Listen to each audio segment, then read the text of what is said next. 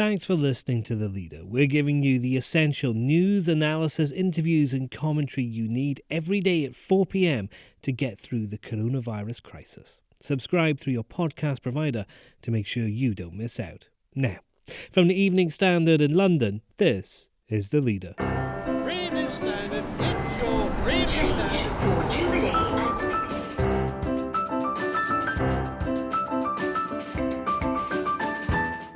Hi, I'm David Marsland. Is coronavirus bringing an economic depression? Some of the figures that have been projected are unbelievable, really off the scale of anything we've seen, even in the financial crisis, even in the Great Depression.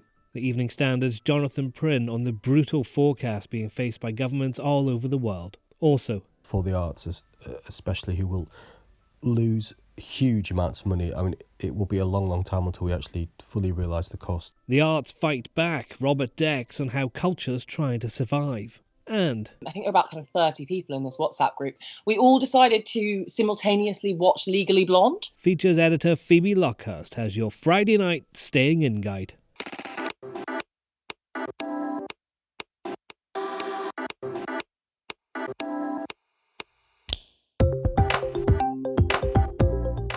Taken from the Evening Standard's editorial column, this is The Leader. For the whole thing, pick up the newspaper or head to standard.co.uk/comment. In a moment, the economic devastation coronavirus will bring in its wake. The closures are coming to London, and they are vital. The Evening Standard reports pubs, restaurants, gyms, leisure centres and cinemas are all to be shut as the government tries to slow down the coronavirus spread.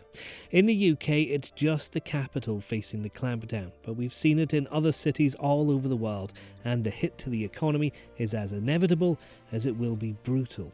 Meanwhile, stockpilers aren't helping as they continue to strip shelves despite pleas from the Prime Minister and others to stop it. Our editorial column says action should be taken. In other European countries under severe lockdown, people are not having to queue around car parks to get into shops at dawn. The elderly and key workers are not being forced aside, and some degree of public confidence remains. So what is going wrong here? It's not the fault of shop workers, and the shops can't solve this on their own. So is it the fault of selfish panic-buying shoppers? Up to a point, yes. Stockpiling fuels the shortages, which in turn cause more people to panic buy. But it's pointless lecturing people about selfishness when real fears are causing them to behave selfishly. Something that is needed is a clear message and plan from the government to bring back confidence. It may take national rules on how much people can buy and enforcing them. If so, then make it happen. It will take a common front between ministers and retailers. All of this can be done and will work. The Evening Standard's consumer business editor, Jonathan Prynn, joins me from his home over Skype. Jonathan, I want to speak to you about the damage coronavirus has caused in the economy, but first on stockpiling. You've been looking at this too, and what kind of things are being done to stop it? Well, some of the measures that have already been introduced include these so-called silver hours, where people over 70 and other vulnerable groups get a dedicated hour where they can shop by themselves without having to brave the hordes of stockpilers that we've seen in recent days. It looks like the silver hours, which all the big four supermarkets have now introduced, they're going to be extended to key workers as well, the key workers who were defined by the government yesterday. Those key workers, nurses, teachers, food delivery drivers, those sorts of people will also, at least it's hoped that the supermarkets will also extend opening hours, exclusive opening hours to them as well, so there's no chance of them going without basics, food, toilet roll, that sort of thing. There's also been talk of some stores introducing measures such as if someone tries to buy 2 hand sanitizers, the first one might cost the usual £2 or £3 or whatever. But the second one will cost £250, and that's to try and stop people or just dissuade people through price mechanisms, I suppose, to behave in an antisocial manner. So there are clearly people worried about short-term concerns. They're trying to get as much stuff into their pantry as possible. They're trying to get as much onto their toilet roll holder as possible. But there are some bigger, longer-term fears starting to emerge now, aren't there? You've been speaking to an economist who's worried not just about a recession coming, but a possible coronavirus depression. Yes, I think the economists are increasingly alarmed about how deep the fall in economic activity is going to be in this quarter of the year, or rather the quarter of the year we're about to enter in a few days' time, because it's now the end of March, which is the end of the first quarter of the year. And some of the figures that have been projected are unbelievable, really off the scale of anything we've seen even in the financial crisis, even in the Great Depression.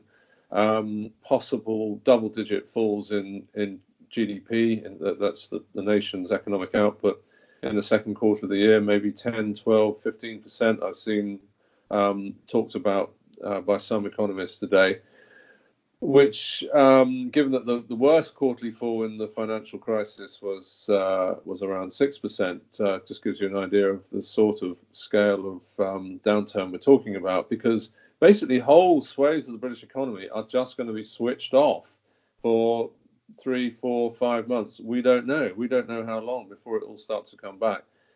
So it is going to be a long, hopefully not a long downturn, but a very deep downturn. The length of it is what we just don't know at the moment. So as a result of this economic downturn, are we going to be seeing long queues at the dole office? Are people going to be laid off? Is that the sort of future we have for us? I fear so. I mean, for all the great efforts that people are making to try and hold on to staff, it's already starting to happen. There are some sectors where, right at the front line of this, hospitality or the restaurant trade, the pub trade, the theatres, travel, tourism, aviation, which are already starting to shed large numbers of workers or put people on short time. And that's going to continue. I think we will see an enormous spike in unemployment over the coming months, maybe going up to the sorts of levels that we remember from the 80s, 3 million or so, which again, hopefully will be a short-term pain, and labour will be taken back on again when economic normality returns, whenever that is. Next. This is stuff that's always been there. It's just, I guess, that the circumstances have changed and the audience has changed. Robert Dex on signs of hope for the arts.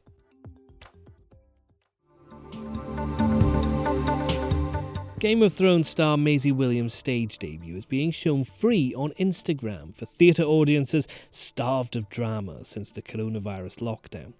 The actress played a housebound teenager in the American drama I and You at the Hampstead Theatre in 2018. With venues being closed down, the arts are turning virtual to keep audiences interested and entertained, with some success. The British Museum's reporting a massive increase in users on its website. Our arts correspondent Robert Dex joins me. And Robert, everyone's being pretty hard hit by the effects of this virus.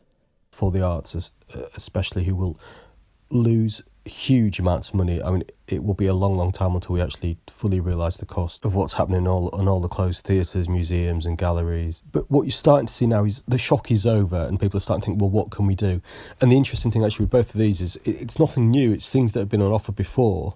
They've just suddenly realised we now, with, people in voluntary lockdown and schools about to close, they have a big, huge new audience. Rob, the British Museum in particular is actually having quite a big success. It's not doing anything new. This is stuff that's been readily available for years and years. I mean, they will put new content online and there'll be a major push for it now as people are increasingly locked down.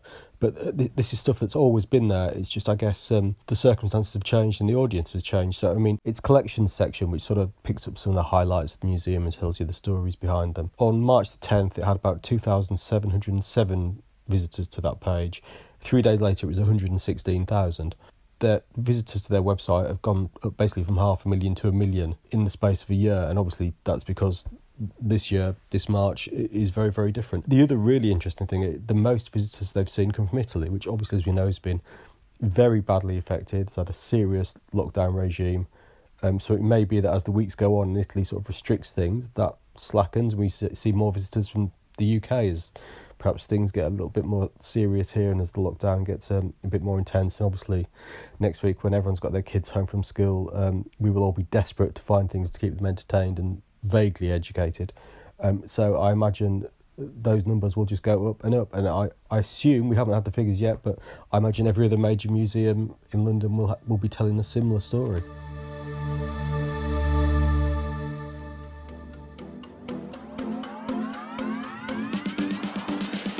Coronavirus or not, Friday night is still Friday night and there's fun to be had. People all over the world are improvising in their own homes and getting in touch over things like Skype, over which our features editor Phoebe Luckhurst joins me now. And Phoebe, what are you doing tonight? Well, this Friday night certainly feels very different to a usual Friday night. I think currently the plans are to stay in the flat where I've been for most of the week now with my boyfriend and have some of our alcohol stockpile and possibly have a Zoom with our friend Nick, who lives in North London, so opposite side of the river, just to check in and catch up on his week. Now, Zoom has become the big thing in this coronavirus epidemic, isn't it? Yeah, Zoom seems to have really taken off. Everyone's using it for meetings, but I've also heard of a lot of people using it to kind of keep in touch with family and friends. A friend of mine had a big kind of family Zoom the other night where they all got on with a drink and caught up because they're all in different parts of the country, and it's a nice way to kind of see people and feel a little bit like you're actually physically seeing them, even if you're not. Do you know what? I've been getting sort of text messages and Facebook messages from people I haven't really heard from in a while. I wonder if part of this might be people reconnecting with old friends again, because these are people back home in Scotland who I don't normally see, and now suddenly I've got an excuse to speak to them. I totally agree. I've actually been experiencing exactly the same thing, sort of WhatsApps, texts, Facebook messages, even from people who I hadn't checked in with for a while, but suddenly people just wanting to find out how you're doing, share a little bit of their own kind of stories about the madness, and I think that does encourage you getting in touch with someone that you might not necessarily have thought about for a little bit. I've also been catching up on some awesome telly, Phoebe. Now, I know that clearly you've got a far better social life than me. I'm sure you never watch television, but I've been checking out things like there's a French version of War of the Worlds on Fox right now, which is absolutely tremendous. Have you been finding anything new or discovering anything new? You are so much more cultured than me.